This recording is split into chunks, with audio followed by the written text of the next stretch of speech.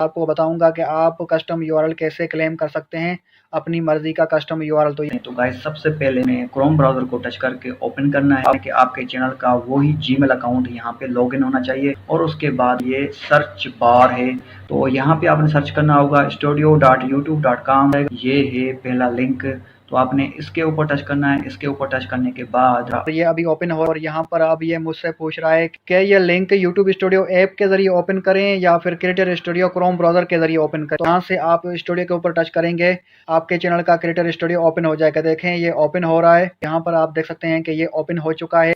इसको थोड़ा सा जूम करके आपको दिखा देता हूं ताकि आपको दिखाई दे। यहाँ पर आप देख सकते हैं कि लेफ्ट साइड टूल्स नज़र आ रहे हैं। इन टूल्स में से एक टूल जो है वो रेड हो गया है, इसको कहते हैं चैनल कस्टमाइजेशन। और उसके अलावा चैनल कस्टमाइजेशन में 3 ऑप्शन होते हैं, लेआउट, ब्रांडिंग और बेसिक इन्फो। तो यहाँ पर मैं बेसिक इन्फो में आया हूँ, और यहाँ पर नीचे इसको जूम इन करके आपको दिखा देता हूँ। यहाँ पर देखें ये लिखा हुआ है चैनल यूआरएल। चैनल लिंक भी कहते हैं इसको। और देखें ये मेरे चैनल का लिंक है। और अब इसको कस्टम यूआरएल कैसे बना सकते हैं, तो उसके लिए गाइज आप यहाँ पर नीचे देख सकते हैं कि यहाँ पर लिखा है set a custom URL for your channel. तो सिंपली आप इसके ऊपर टच करेंगे। जैसे ही आप इसके ऊपर टच करेंगे तो यहाँ पर देखें नीचे एक और ऑप्शन ओपन हो चुका है। यहाँ पर देखें इसको चेक लग चुका है, और चेक लगने के बाद यहाँ पर देखें ये ऑटो आया है कस्टम यूआरएल। अगर मुझे ये पसंद है तो मैं ये लगा सकता हूँ, आ गया है। अगर आप अपनी मर्जी का लगाना चाहते हैं तो आपने इसके ऊपर चेक लगाना है।